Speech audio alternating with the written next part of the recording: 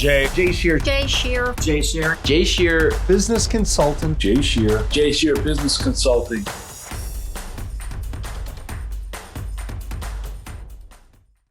Hi, everyone. I'm Jay Shear with Jay Shear Business Consulting. We build solid foundations for service-based businesses to grow and scale and achieve the results and success they deserve. And you've joined Business Minds Coffee Chat.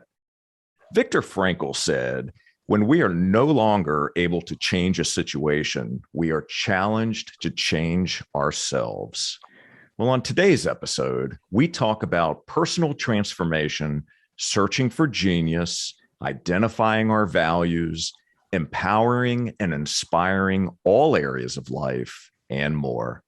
Our guest is a world-renowned specialist in human behavior, a researcher, educator, philosopher, leadership and performance expert, speaker, author of over 40 books, and a podcast host. He's a polymath who has studied over 30,000 books across all academic disciplines. He's taught in over 100 countries and has shared the stage with some of the world's most influential speakers, such as Stephen Covey, Sir Richard Branson, and Deepak Chopra. He's been featured in numerous media outlets, including Fox News, Larry King, Entrepreneur, and HuffPost, to name just a few. Please welcome the founder and CEO of the Demartini Institute, Dr. John Demartini. John, it's wonderful to see you. Thank you so much for being here today. Thank you for having me. I was looking forward to it. Thank you. As am I. And this is going to be an amazing conversation. There is so much to your story. There's so many different layers to it. And you're such a prolific writer. Your content is incredible. I wanted to wind the clock back a bit because I believe that even though I shared just very high level nuggets of information about what you've done, titles, accolades, etc., that barely scratches the surface, and it really doesn't tell the whole story. So let's go back to the beginning and share with us some of your origin story. I think that's going to help our audience understand some context around where you started, challenges that you faced, and how far you've progressed. I was born in Houston, Texas. I had an arm and leg turned inward, probably because of the way I was positioned, I don't know. And I had a speech impediment that I didn't realize until about 1.5. So about the time I was standing up, I fell over and I couldn't use my mouth properly. So I had to go to a speech pathologist and use strings and buttons in my mouth, which I think was probably a catalyst for later on learning how to be a speaker. And I think the constriction, because from 1.5 to 4, I had to wear braces on my arm and leg. That probably made me want to be a traveler and be free, not be constrained. Probably, I'm just assuming. When I got to first grade, I tried to learn to read, and no matter whatever I tried to do, it wasn't working. And the teacher started me in normal reading and went into remedial reading and finally had to wear a dunce cap. So in 1960, I wore a dunce cap. Wow.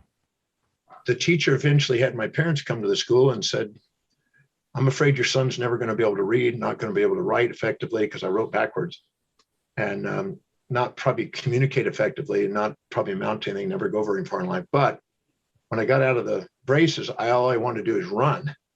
So she said to my parents, put him in sports. He likes to run around. So I tried that, but there was only 2 sports, baseball and surfing, that I was decent at. And I made it through elementary school with the help of the smartest kids by asking questions, which I'm known now in my world for asking questions. So that had a factor. But when I moved from Houston, Texas to Richmond, Texas, when I was 12, 13, we lived in a small, town, 9,000 people, very low socioeconomic. There was no smart kids hardly. And I ended up failing and dropping out. So I became a street kid at age 13. And 14, I hitchhiked out to California so I could go surfing. My parents didn't stop me. I wasn't at home anyway. I was living at home. I was on the streets then. But I hitchhiked to California, down into Mexico. At 15, I made my way over to Hawaii to ride big waves.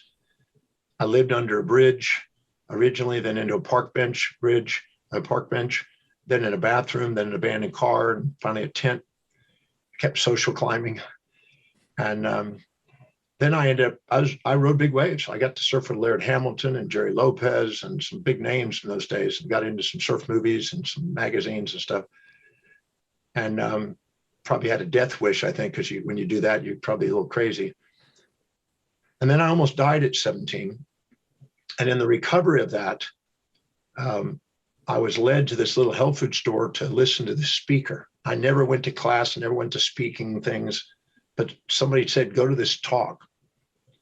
And one night in 1 hour, this one man named Paul C. Bragg said what I needed to hear. And he got to me. And that was the first night in my life that I thought maybe I could overcome my learning problems and learn how to speak properly and read and become someday intelligent. Now, I was pretty good at sports. I thought I was going to be a surfboard maker and surfer, and that's where my path was. I didn't know this was going to happen that night. But this one man, when he spoke, made me believe that I could overcome my learning and speaking problems and someday be intelligent. And I thought intelligent people were teachers. So I thought I would love to be a teacher. I would love to travel the world. I would love to learn to speak. I'd love to want to practice my writing, learn how to spell. And I set out on a dream at 17 that night, which is 49 years ago, to do what I'm doing today. And since that night, I've done nothing but work towards that objective. First, I had to learn how to read, had to go back and take a GED. My mom used to test me on 30 words a day. I failed at first in my class. When I tried to go back, I had to take a GED. I passed that, but I had to, by guessing. Then I tried school and I ended up with a 27. I failed. And I almost gave up on it, but my mom said, let's just take it in small steps. And I read 30 words a day and memorized 30 words a day until my vocabulary was strong enough to pass school. And once I did, I never stopped reading. I just became an insatiable 18, 20 hours a day. I just wanted to read in front of a book, catch up with the other kids, and someday become intelligent. And today, I 7 days a week, I'm writing, I'm reading, I'm researching, I'm sharing on podcasts or live seminars or webinars or presentations or consulting or something, or writing for magazines or whatever. I do what my dream was every day, 7 days a week today. Incredible.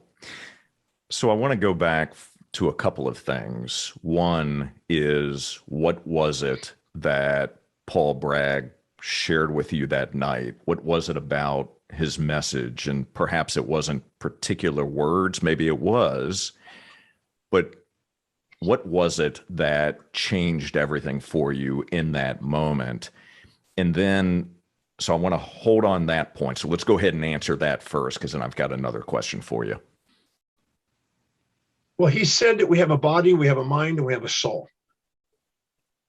And he was sort of a philosophical, theological guy. And he helped open up 1,000 health food stores across America. He was a health enthusiast. He was trying to change the thinking of America and their health thinking.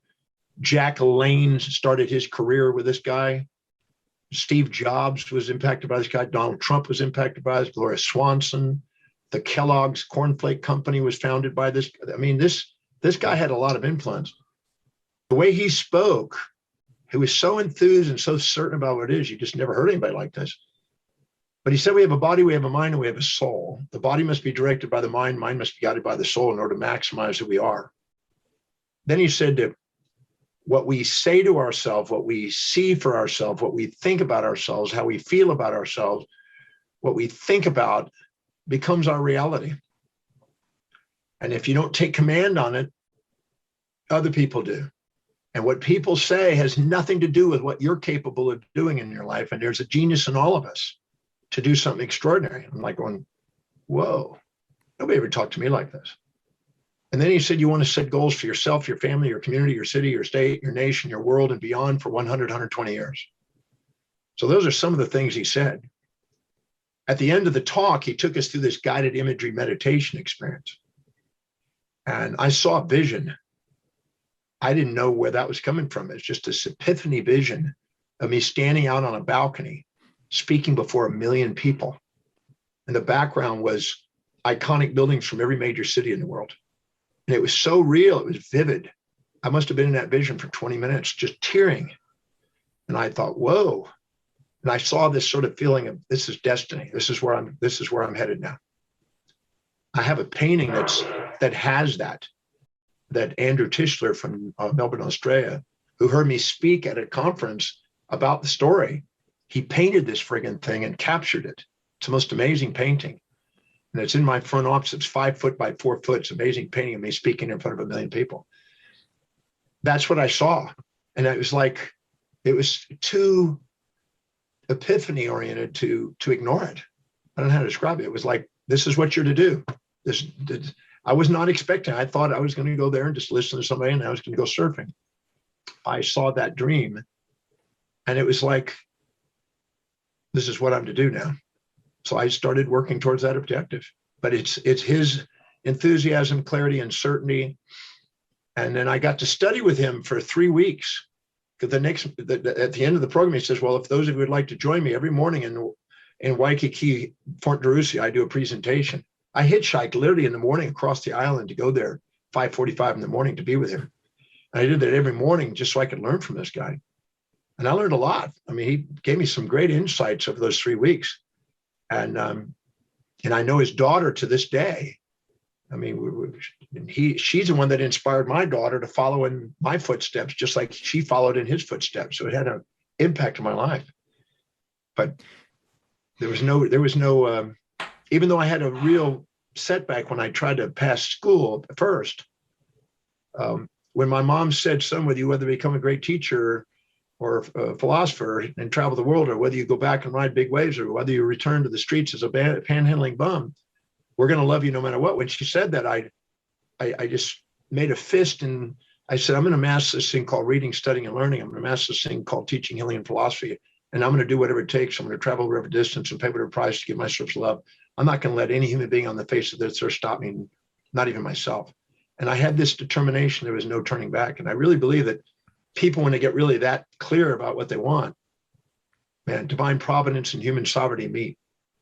It's remarkable the way that you tell the story and what transpired and how those words that Paul Bragg shared with you just resonated throughout your entire being, through your soul, and gave you an immense amount of hope and belief in yourself.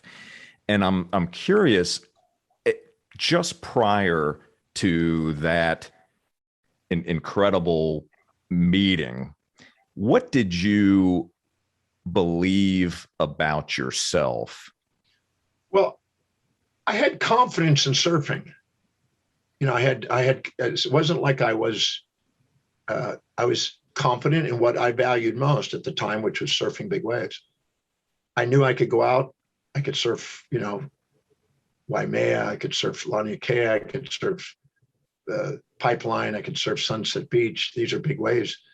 And so I had confidence there. I just didn't have confidence in kind of learning, reading, speaking well. I didn't need to speak well to surf. I didn't need to read. And none of those are important.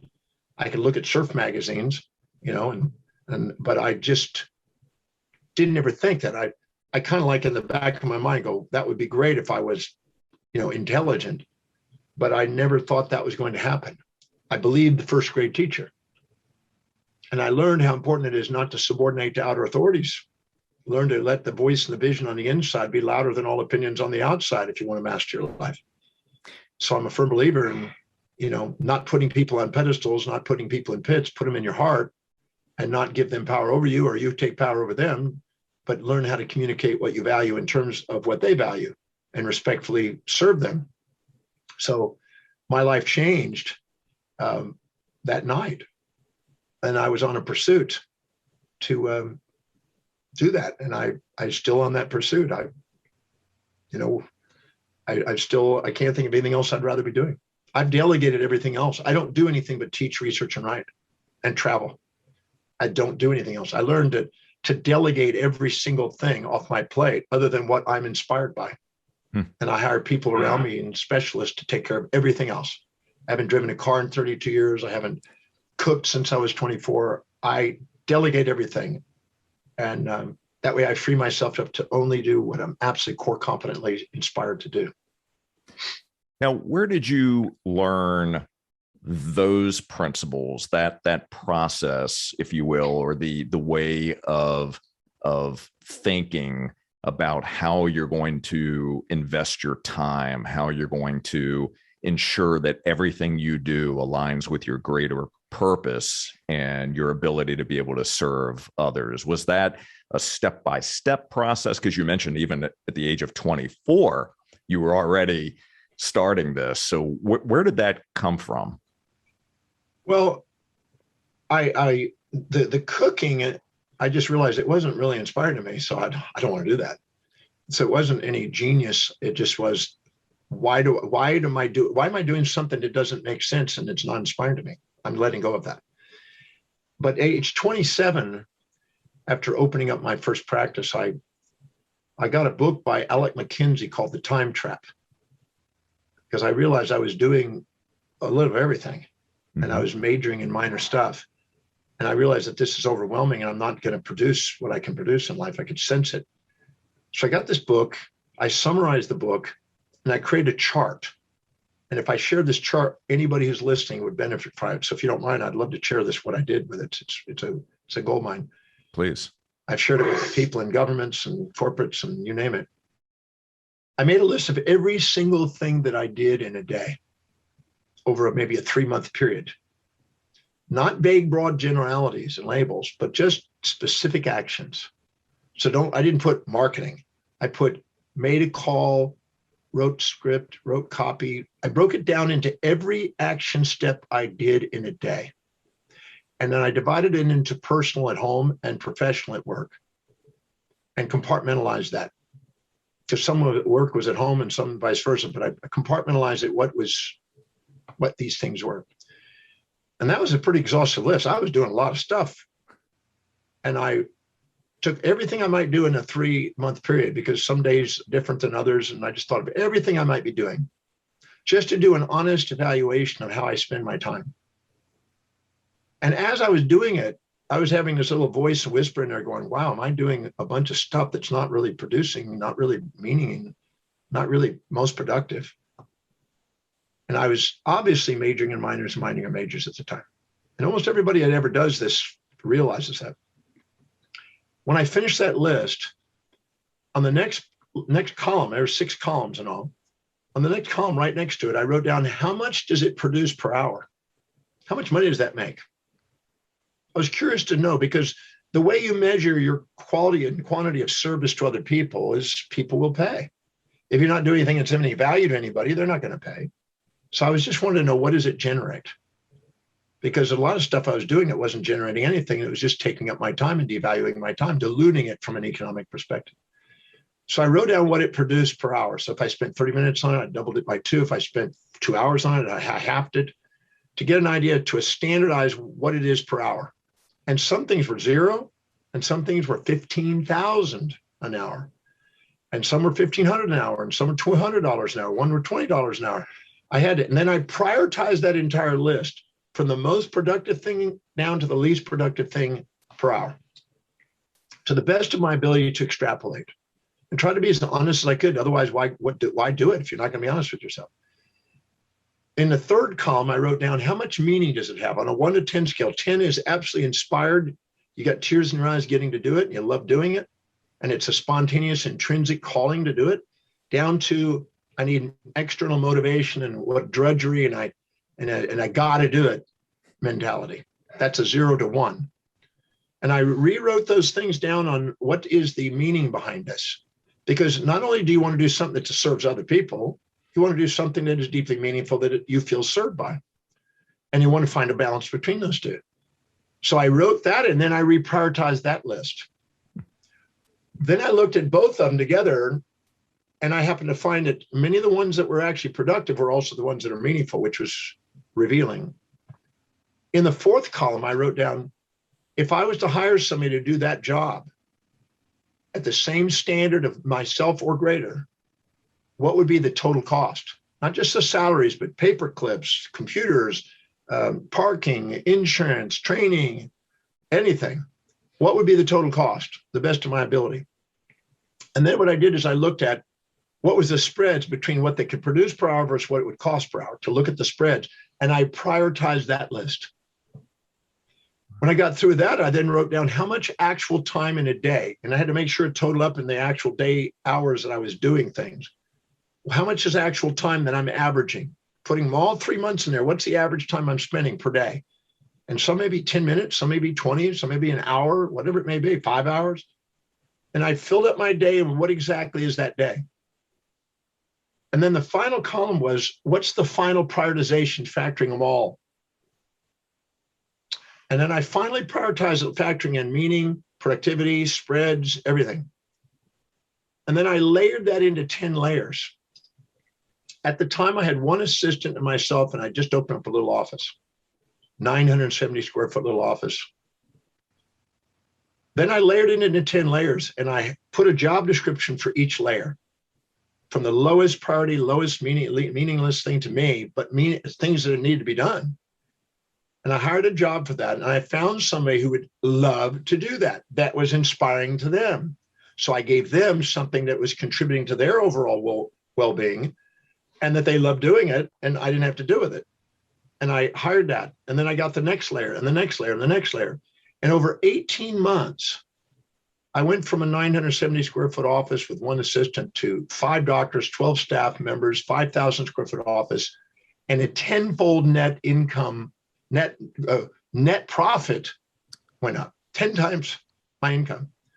And I wasn't doing anything now except speaking to audiences, which are generating clients, and working with the most significant clients out of all the client base that had the biggest influence, and doing my own TV show, reaching out to people. And that was it. The rest of it was delegated. I didn't do administrative. I didn't do financials. I didn't do anything. Everything was automated, structured, and I put it together where I didn't have to do anything but those 3 things. And I started to do that, and my business grew, and people want to know, well, how did you do that in so quick a time? And I got asked to speak on conferences on that, and that spread across the world as it went. And I just kept doing it, but I no longer practice. I now research, write, travel, teach, and I'm consulting and that kind of thing. So I use the same principles today, no different. And I don't do anything that's other than those 3 things. Everything else. I jokingly say that if I go to my girlfriend, I say, if I was to get you George Clooney or Brad Pitt or maybe somebody else, someone that would be high quality person. If I was to delegate lovemaking to them, Hugh Jackman or whatever, to lovemaking for you, would you still love me? Every time my girlfriend says, I would love you even more. That last one's a joke. What a great response, though. Oh my gosh. Well, I mean, what a powerful exercise to go through. So for those that are listening right now, that are hearing your words and that are listening to this exercise that you just described and how it impacted your business and how you were truly able to really hone in on the areas that were most meaningful to you, be able to delegate the rest of it, 10x your business. For those that are listening to this and saying, well, that seems like it's too much work, I don't have time to do something like that, how would you respond to them? It's not really that much work. The amount of work that it saves you is ridiculously insane not to do it. I mean, the amount of freedom that you've got and the less stress you have. There's a thing called eustress and distress. And when you're doing something you love that's challenging, that's eustress. And it actually is wellness promoting. But when you're doing something you don't want to do and actually wish you wouldn't have to do it, that's distress. And that's illness promoting. So in the long run, there's no way I mean, I've been doing this a long time, since 27. I'm 67 now. So I'm doing it 40 years. And there's no way you'll convince me that you don't have the time to do it, because I can guarantee you it will save you so much time, so much stress, increase your productivity, increase your net worth, increase your self-worth, that it's insane not to consider it. I also do this with families. I got women sometimes, or some men, but mainly women, that are at home and they're feeling trapped doing low priority stuff at work, at home, I mean. And that's their job kind of thing. They're taking on that role. They're choosing to do that. And I said, well, if you want to do a 10 to 20 or $30 an hour job and be, doing stuff around the house that is not inspiring to you, and evaluate yourself when you're capable of earning more, then you stop and ask yourself, why? You're trying to be super mom and trying to take somebody who may not have had the ability to earn more income, and they're projecting onto you how you're supposed to be a super mom, a special mom. Ask yourself, make a list of everything you're doing and ask yourself, does it produce? Is it meaningful? And go through that at home.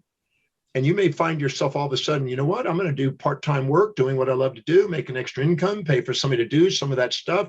The shopping's off my plate, the cleaning's off my plate, food preparation's off the plate.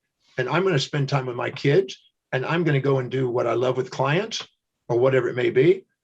And you may structure your family the same way. And you know what you're doing is you're teaching your children how to function and master their lives, instead of sitting there and going, oh, I live by duty and that's how you're supposed to do.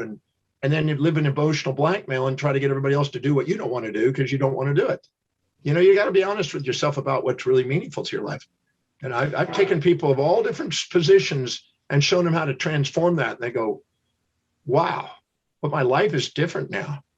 And I'm not angry at my life. I'm grateful for my life. And you got it. That picture on that shirt there says it all. If you're not grateful, you're not in your executive function. And if you're in your amygdala, you're not going to be grateful, because you'll be searching for that which is unobtainable and trying to avoid that which is unavoidable. And you're going to live in the passionate pursuit of suffering instead of being inspired. I was talking with an entrepreneur about a week and a half ago, and we were talking about this very topic, and they outsource their grocery shopping. They hire someone to cook the meals, to clean up after dinner, because they realized, going through a very similar exercise that you described, maybe not quite as detailed, but nonetheless, realized that, look, we are spending an inordinate amount of time in these areas that just are not bringing meaning and value to our lives. We are better off looking at bringing somebody else on who can do these things.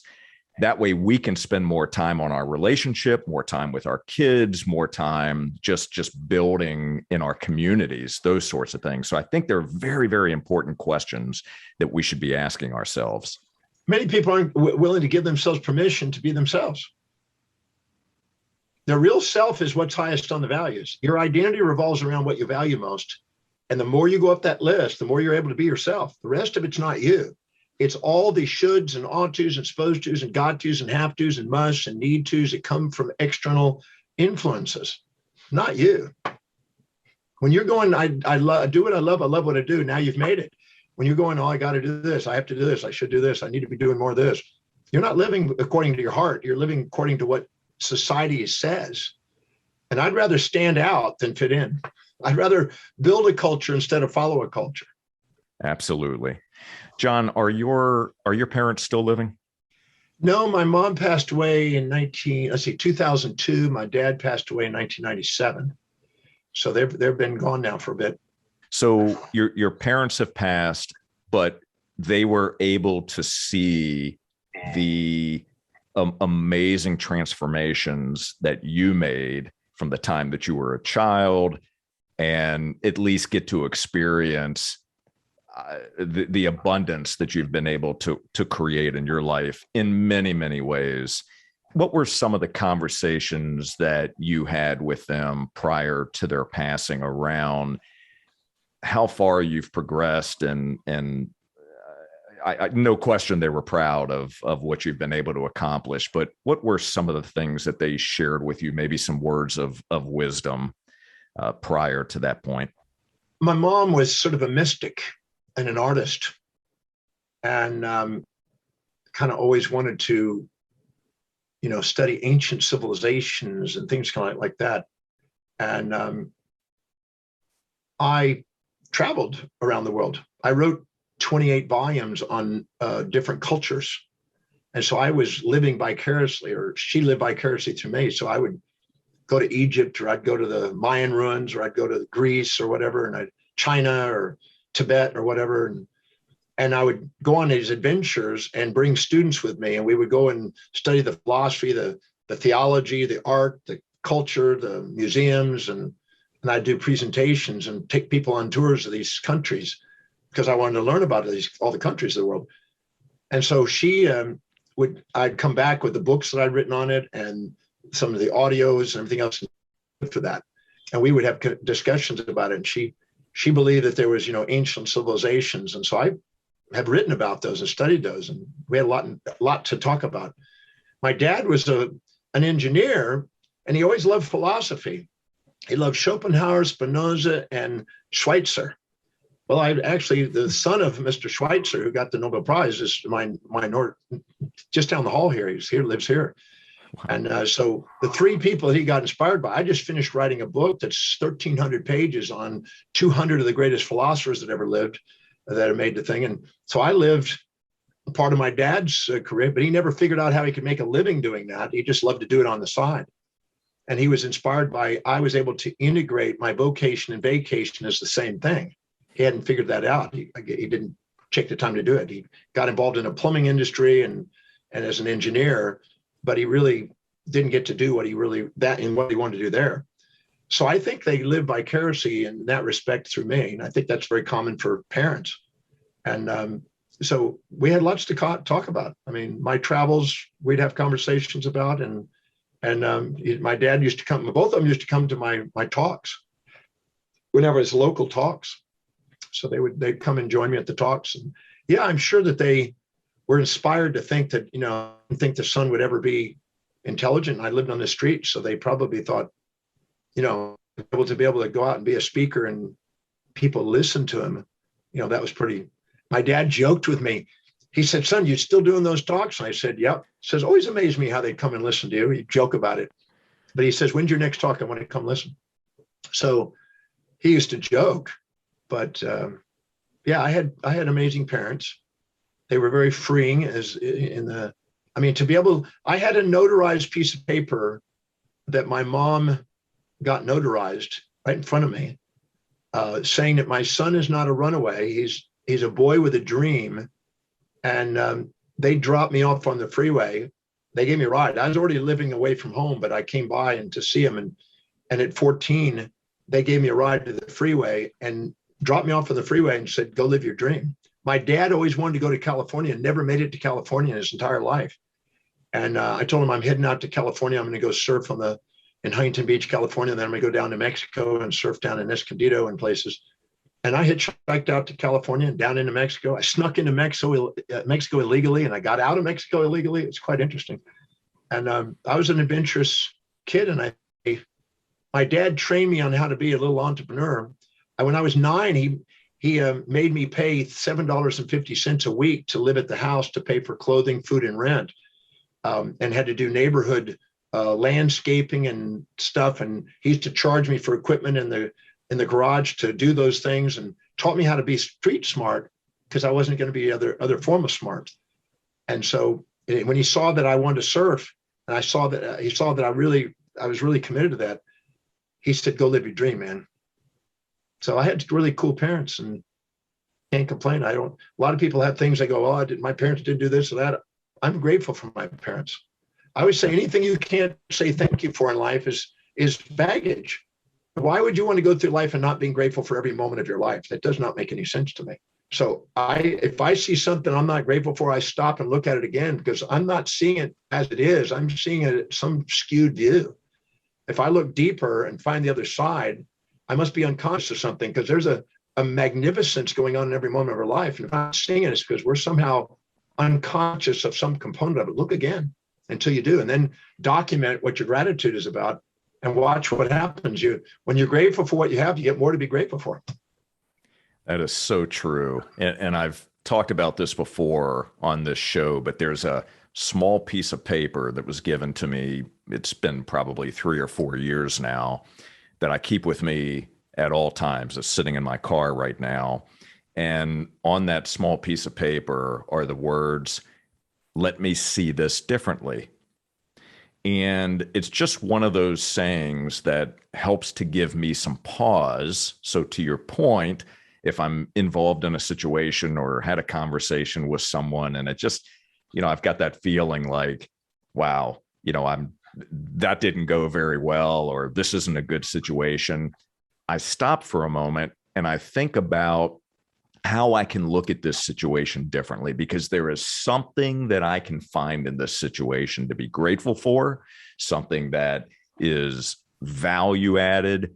And there's a reason that I'm experiencing all these different things that happen throughout life. So it's, I appreciate you sharing those words with us. Yeah, I'm a firm believer that when we're infatuated with things, we're conscious of the upside and we're unconscious of the downside.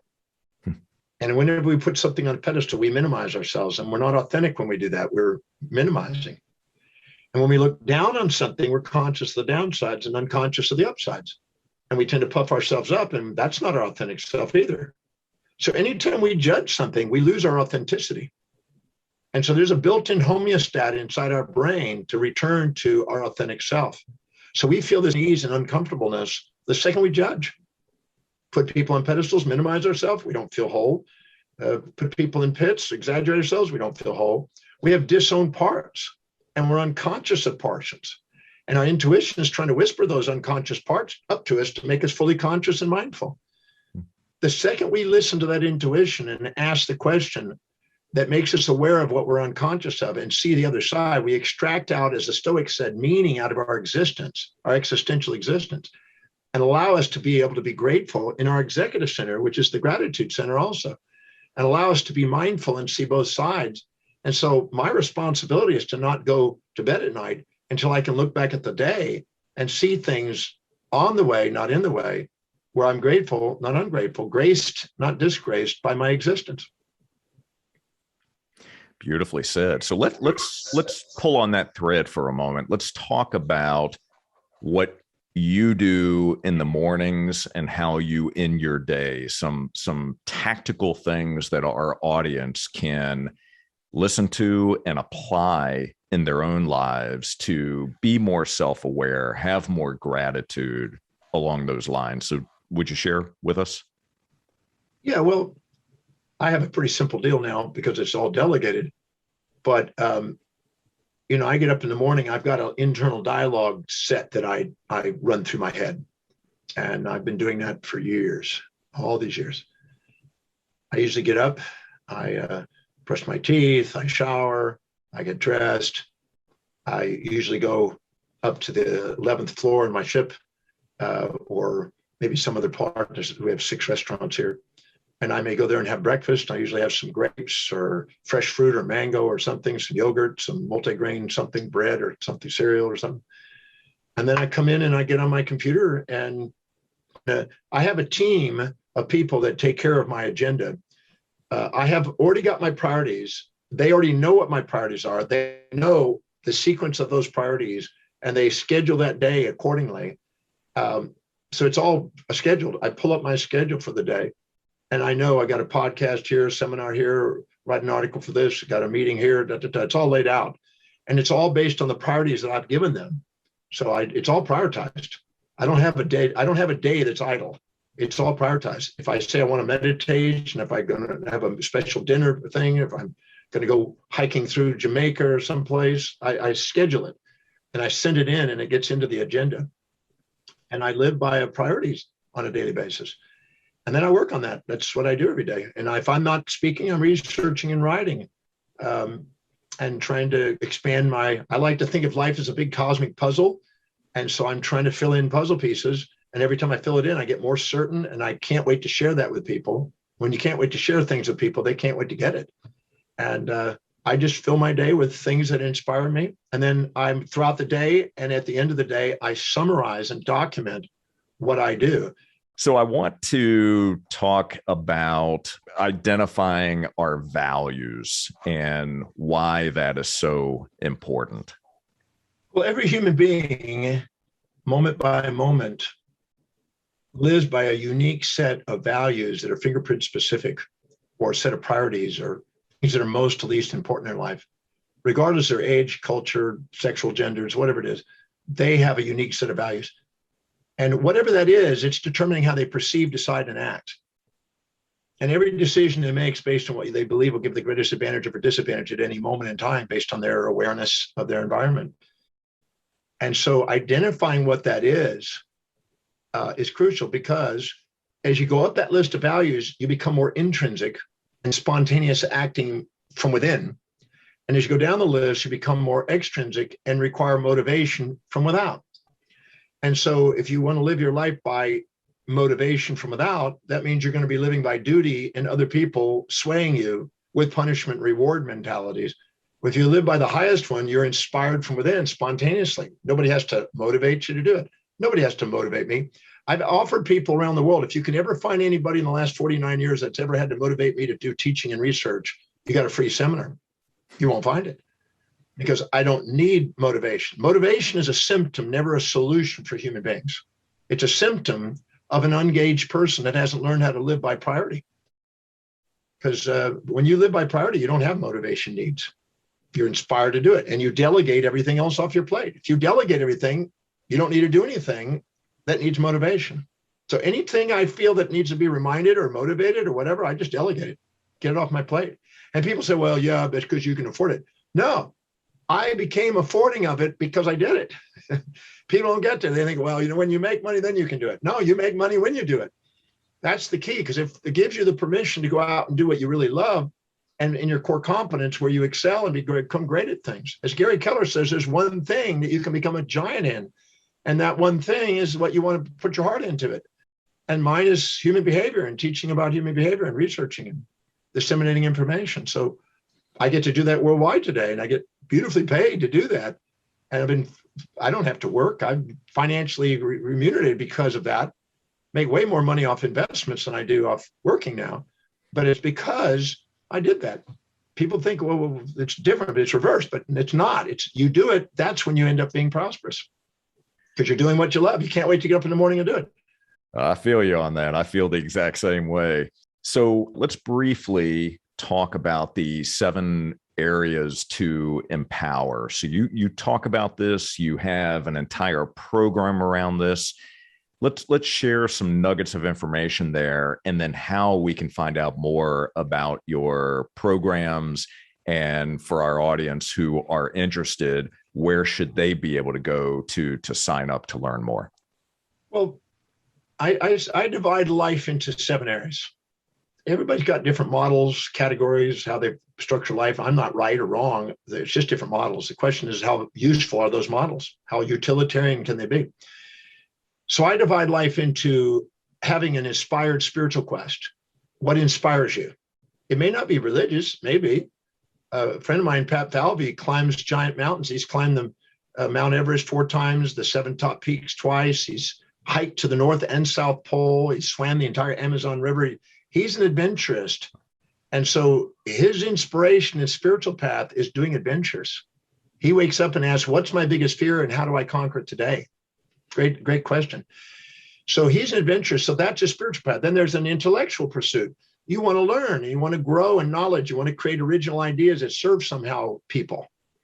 You have a desire to be of service to people, career, vocationally, to do something that's remunerated, that's meaningful, that serves people. It's a necessary part of our fulfillment. You want to have more money at the end of your life than life at the end of your money. You don't want to be sitting in drudgery and financial slavery all your life. You want to have a loving, intimate relationship. You want to have social influence and make a difference and contribute socially and be a leader in some form. And you want to have a physical, vital body that's energized and attractive and vital. So these 7 areas of life, any area of our life we don't empower, people will overpower us. And the reason they overpower us is to get us frustrated enough to go and empower them, to guide us back to authenticity in those areas. And so what I do is I say, if you don't empower yourself intellectually, you'll be told what to think. you don't empower yourself in business, you'll be told what to do. If you don't empower yourself in finance, you'll be told what you're worth. If you don't empower yourself in relationships, honey, do this crazy stuff around the house that you don't want to do. If you don't empower yourself socially, you'll be told propaganda and misinformation like we're seeing all over the news. If we don't empower ourselves physically, we're told what drugs to take and what organs to remove. If we don't empower ourselves spiritually, we'll probably be caught in some geocentric, Aristotelian construct that's confined in some religious moral hypocrisy of some form. So if we don't give ourselves permission to shine and empower each of those areas of life, we really got nobody to look at except ourselves for why we're not fulfilled and absolutely doing something amazing with our lives. So I do my best to try to help people with the science of how to empower all of them and how to link all those areas to what's really valuable to you so you're inspired to do that and exemplify what's possible as a human being on the planet. So that always inspires me. Anything about helping people maximize their awareness potential, evolve their consciousness, and do something extraordinary, that's my love. I've been doing that 49 years. So I have lots of programs around that. I mean, if you went on my website, drdemartini.com, you can go on there and go to media, and there's thousands of bits of information on radio, television, newspaper, podcast, media, articles. If you go to the live YouTube, there's hundreds and hundreds of video interactions and video interviews and video presentations, and there's live events. Much of it's free for people if they want it. It's an educational experience, but there's also programs and there's things you could buy. There's books and CDs. I've produced hundreds of those over the years. So there's things for everybody in all walks of life if they want, but I'm just interested in helping people do something extraordinary with their life. And I don't care where you've been. I don't care what you've gone through. I don't care what you're going through. You won't convince me you can't do something amazing with it, no matter where it starts. Because I've lived on the streets. I know what it's like to go into a diner and eat saltine crackers and ketchup and go and find food left on plates and nibble on them. And I know what it's like to live in the back of an alley and on pallets and cover up with newspapers. I know what I've been on that thing. And now I'm living on one of the biggest yachts in the world and traveling the world and meeting the most amazing people on the planet, movers and shakers. So it doesn't matter where you start. It's just a matter of what you decide to do starting today. And I'd be glad to do and share that with and there's also a complimentary value determination process on my website. It's free, it's private. Take advantage of it. It's there to help you define what it is that's really important to you so you can start structuring your life accordingly. Perfect. Well, we are certainly going to link to all of your amazing content, your social channels, etc., in the show notes. And I would encourage everyone that's watching, everyone that's listening right now, to go check out Dr. John Demartini's work, pick up one of his amazing books, and start to really get into his world and understand that there's nothing that you can't accomplish. And you've heard throughout this episode the story of John's origins, right? Where he started and how far he's come from there, what he's had to overcome and how he's done it. So there is nothing that you can't accomplish yourself. So, John, what challenge would you like to leave our audience with? To every day ask yourself, what is the highest priority action I can do today that will serve the ever greater number and greatest possible human service in the most efficient and effective manner with the resources you are consciously aware of you have today? If you do that, you'd be surprised. Ask that question every single day. And then you want to give yourself permission to shine, not shrink, to radiate, not gravitate, to do something extraordinary, not ordinary.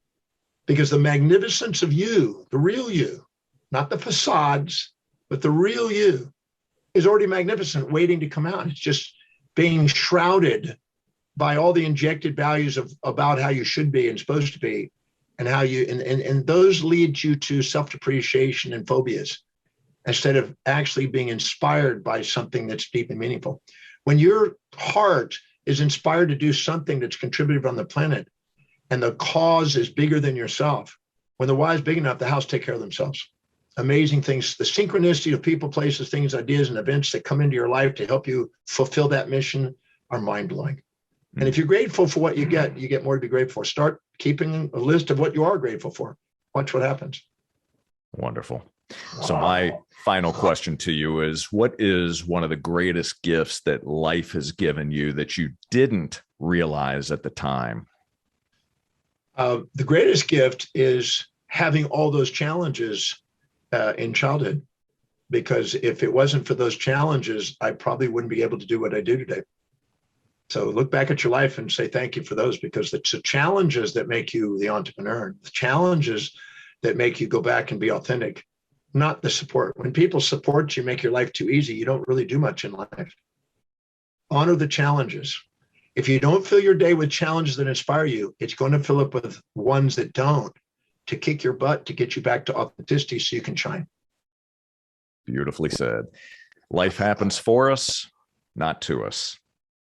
John, I want to thank you so very much. I truly am grateful, as the shirt says, for you spending time with us today, for telling your story, for sharing your books and your messages and your words of encouragement and growth and inspiration, and helping us understand how we can pull the greatness out of ourselves that's already there and accomplish so much more and have such a greater amount of fulfillment and joy in our life. So thank you very much.